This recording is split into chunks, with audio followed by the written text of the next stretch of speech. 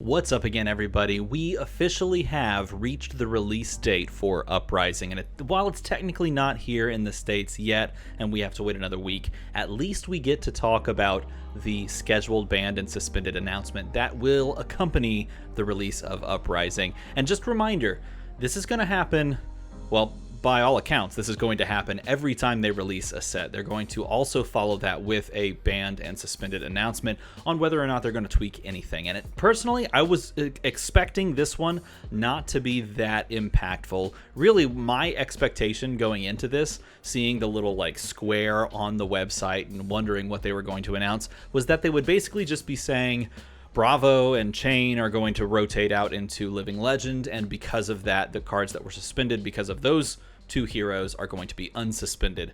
And we did get that, but we also got so much more that I did not expect that made me very happy. So let's start from the top and work our way down. First things first, yes, Bravo Star of the Show and Chane Bound by Shadow are both moving into Living Legend status, and weirdly enough, or nicely enough, as early as today. Now, even though the set Uprising is not out in the US yet, they are still moving forward and saying that these heroes are Living Legend officially, and if you go to a Classic Constructed event, you're going to be playing in a meta that is not the old meta because these ones are no longer available. And yes, I know everyone was excited to get out Galaxy Black and jam that down, but you'll have to play Galaxy Black along with Chane in Living Legend format going forward once that has established itself, as early as 4 heroes apparently as well. So we have 2 heroes.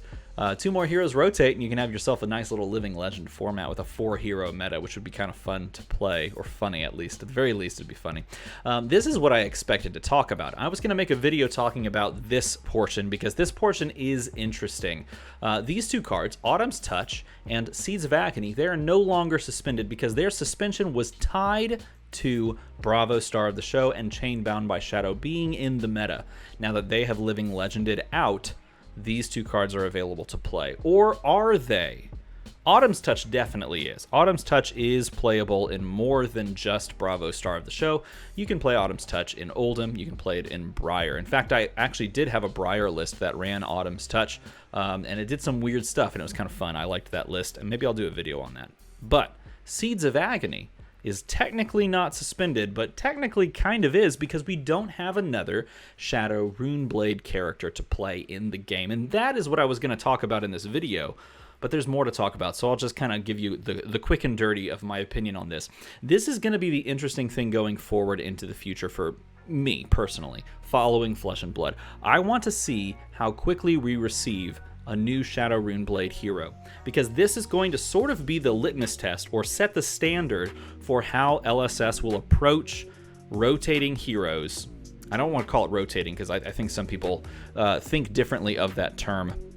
When a hero reaches Living Legend status, how soon after will we receive a hero in that talent pool that accesses those talent cards? That's the question. I know in the past they've said as early as the next set they will release a new hero that can access these cards. I think that is very prudent, and here's why.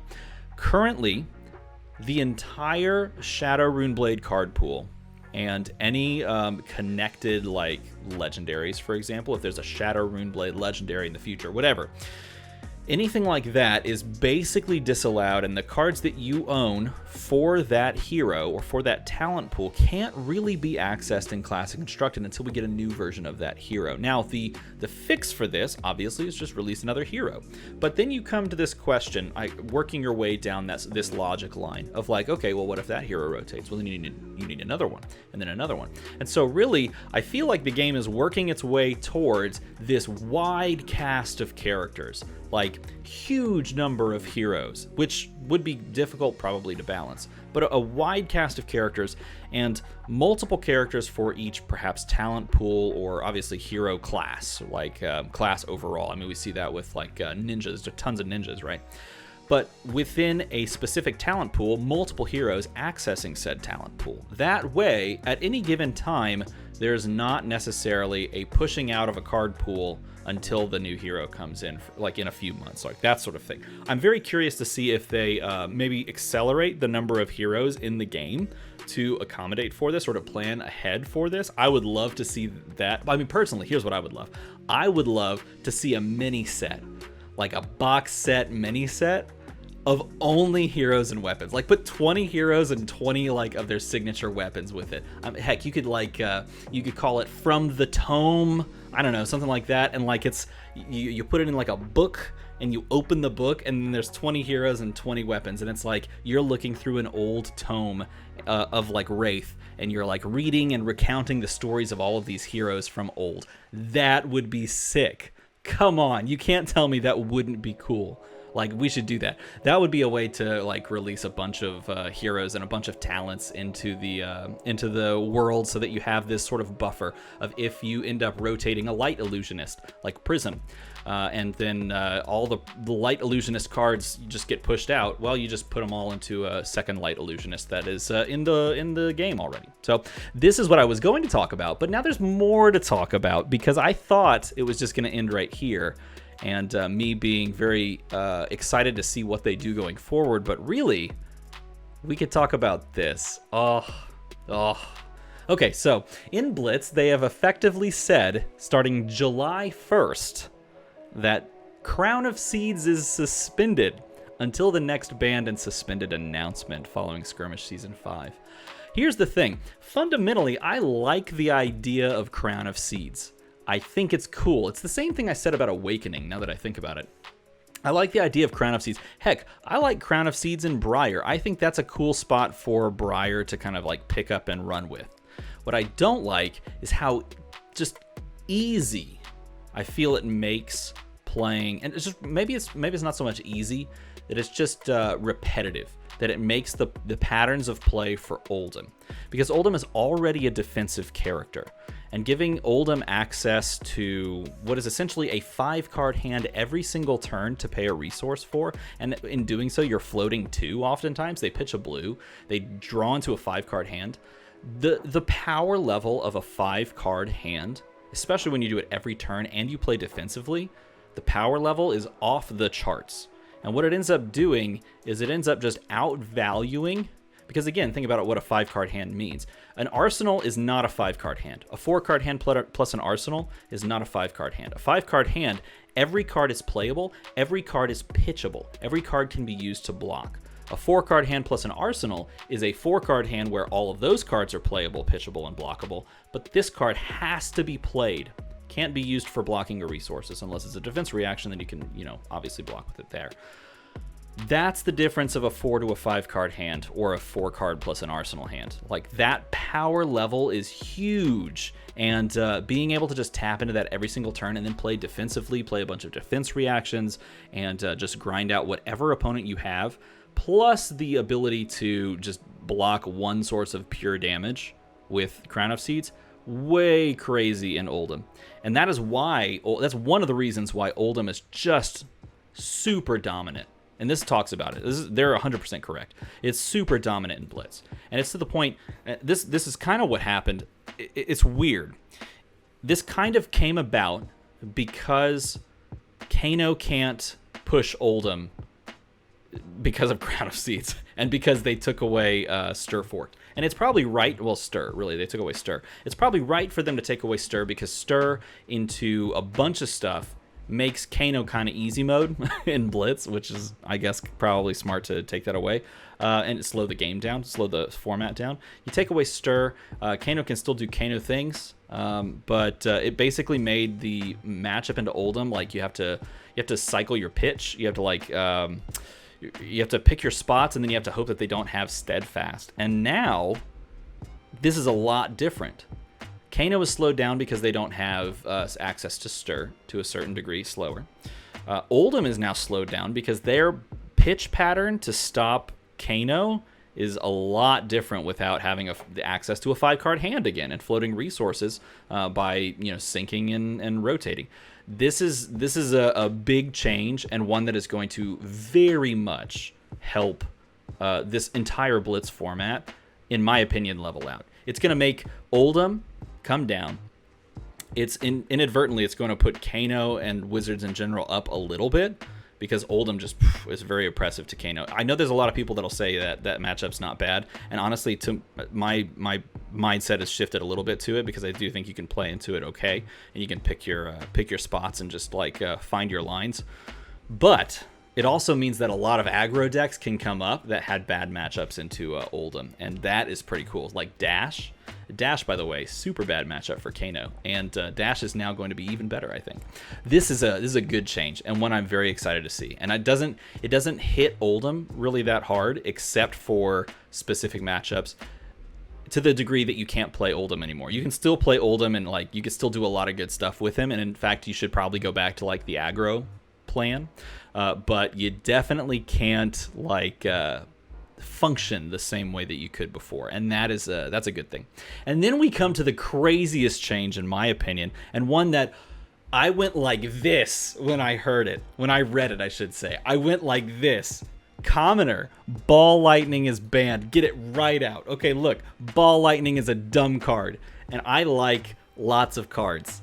Ball Lightning, I don't like that card. I mean, it's pretty in foil. I like it in limited, because if I get a bunch of them, then I can just play a bunch of them and just do mean things. But it's fundamentally a mean card, and it's really good. It's really oppressively good, and it should not work the way that it works. And because of that, it shouldn't be in the Commoner format. You take this out, and Commoner gets so good. It gets so good. There are people that are literally running Commoner events for the past like month that just say ban Briar. Not because Briar is oppressive, because Ball Lightning in Briar is oppressive. Ball Lightning is so gross in Briar, it makes it basically just like the tier 0 deck, and then everything below it just has to like compete with each other, because everything is below Briar. Briar was like top notch because of Ball Lightning. Belittle being banned is also really interesting. That one is a little bit spicy, one that I wouldn't have pegged myself. If they said, hey, DM Armada, for some reason, we think you should be the person to balance Commoner, I would not have sat down and gone, should we remove Belittle? But I like it. I like the change, because Belittle is one of those pervasive cards that would probably just fit into just about every deck, and it just tutors. There's a high power level to it. It does a lot for a little. Pun. Yes, pun intended. And so I do like the change there. I think that's really cool as well. But Ball Lightning being banned so opens up this format. This format's so much better now. This format's so much better now. This format's so much better now. I know there's going to be people that say they want some knocks on Prism. I think that is accurate. Maybe you could put something down on Prism to push Prism down a little bit. But at the same time, like, I don't know. It remains to be seen, because to this point, Prism has been here. I'll put it on camera. There. Does Prism get that much more exponentially powerful in Classic Constructed? That's what they're going to prove in this new meta, in this new season. So I'm very interested to see how this goes. But this is a hugely good banned and suspended announcement. Not only that, I have to show this because this popped up earlier.